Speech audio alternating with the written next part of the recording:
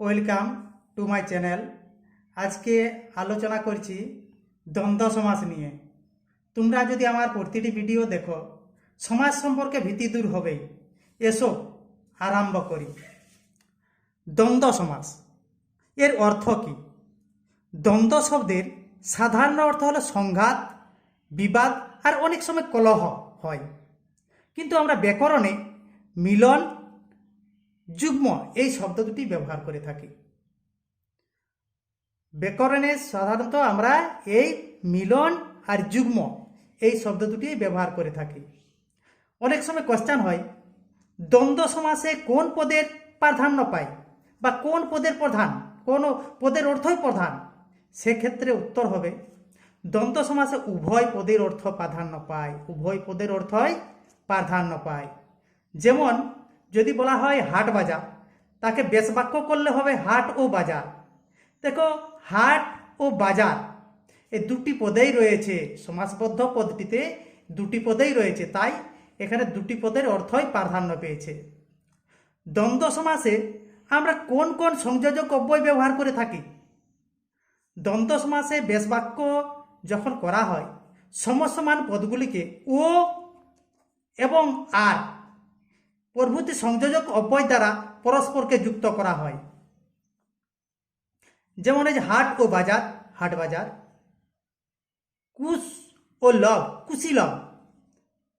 দেখো, ও দ্বারা, ও হচ্ছে সংযোজক অব্যয়, এই সংযোজক অব্যয় দ্বারা যুক্ত করা হয়েছে। জায়া ও পতি দম্পতি, জায়া ও পতি দম্পতি। দেখো, ও সংযোজক অব্যয় দ্বারা এখানে যুক্ত করা হয়েছে। এটা খুব গুরুত্বপূর্ণ, বিশেষ করে মাধ্যমিক বা অন্যান্য পরীক্ষাতেও আসে। এখানে কয়েকটি আমি দ্বন্দ্ব সমাসের উদাহরণ সহ বিভাগগুলি তুলে ধরেছি। 2. ক্রিয়াপদের দ্বন্দ্ব, নেচে ও গেয়ে, নেচে গেয়ে। পড়ি ও লিখি, পড়ি লিখি। আবার সমার্থক দ্বন্দ্ব কিছু হয়ে থাকে, যেমন চিঠি ও পত্র, চিঠিপত্র। কাজ ও কর্ম, কাজকর্ম। জন ও মানব, জনমানব। এটি সমার্থক দ্বন্দ্ব। কেন সমার্থক দ্বন্দ্ব? যা এই যে চিঠি পত্র প্রায় একই, কাজ কর্ম প্রায় একই, সেই জন্য এটাকে বলা হয়েছে কি সমার্থক দ্বন্দ্ব। বিপরীতার্থক দ্বন্দ্ব, পাপ ও পুণ্য, পাপ পুণ্য। আকাশ ও পাতাল, আকাশ পাতাল। দেখো, অনেক সময় পরীক্ষাতে দেওয়া থাকে হয়তো যে বেশ বাক্য সহ সমাস নির্ণয় করে দেওয়া আছে পাপ পুণ্য, সেক্ষেত্রে বেশ বাক্যটি করতে হবে পাপ ও পুণ্য, পাপ পুণ্য। বিপরীতার্থক দ্বন্দ্ব, কারণ পাপের বিপরীত পুণ্য, তাই এটি বিপরীতার্থক দ্বন্দ্ব। সবচেয়ে দ্বন্দ্ব সমাসের গুরুত্বপূর্ণ হচ্ছে এক্সেস দ্বন্দ্ব।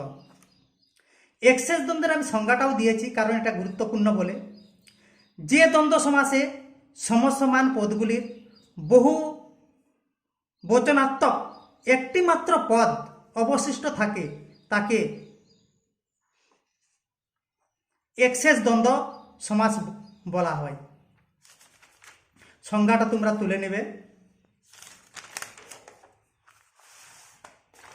যেমন উদাহরণ, বেশ সমাসবদ্ধ পদটি হচ্ছে আমরা, তাকে যদি বেশ বাক্য করা হয় তুমি, আমি ও সে,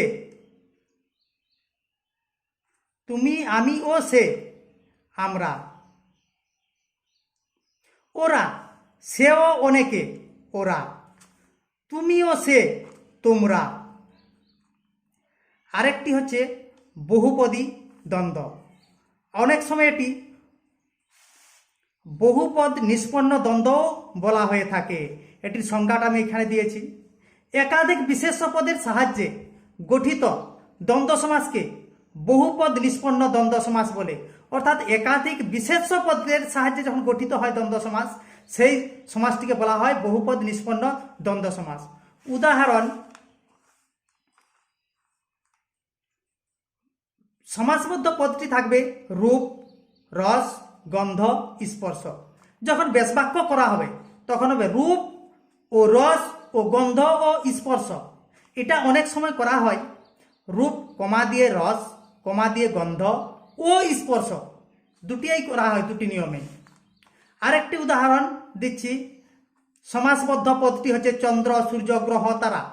তাকে যদি বেশ বাক্য করা হয়, উত্তরে আসবে চন্দ্র ও সূর্য ও গ্রহ ও তারা। একে অন্যভাবেও করা যায়, চন্দ্র কমাচিহ্ন, সূর্য কমাচিহ্ন, গ্রহ ও নক্ষত্র, অর্থাৎ শেষে যে শব্দটি রয়েছে তার আগে ও শব্দটি ব্যবহার করতে হবে। এবার তোমাদের জন্য আমি কিছু প্রশ্ন রেখেছি, সেই প্রশ্নগুলি তোমরা সবাই খাতায় তুলে নেবে এবং পরের ভিডিওতে আমি উত্তরগুলো দেব, তোমরা মিলিয়ে নেবে। লেখা আছে বেশ বাক্য সহ সমাস নির্ণয় করো। দুধ ভাত, জানা অজানা, ভাত কাপড়, বাবারা,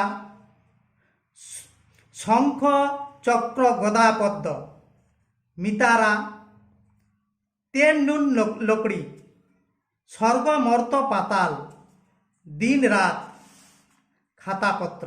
এই যে 10টি আমি প্রশ্ন রেখেছি তোমাদের জন্যে, তোমরা অবশ্যই উত্তরগুলা করে রাখবে, পরের ভিডিওতে উত্তরগুলা মিলিয়ে নেবে।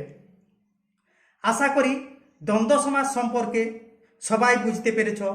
ভিডিওটি ভালো লেগে থাকলে লাইক ও বন্ধু বান্ধবদের শেয়ার করবে, আর প্রতিটি ভিডিও পাওয়ার জন্য সাবস্ক্রাইব করে রাখবে।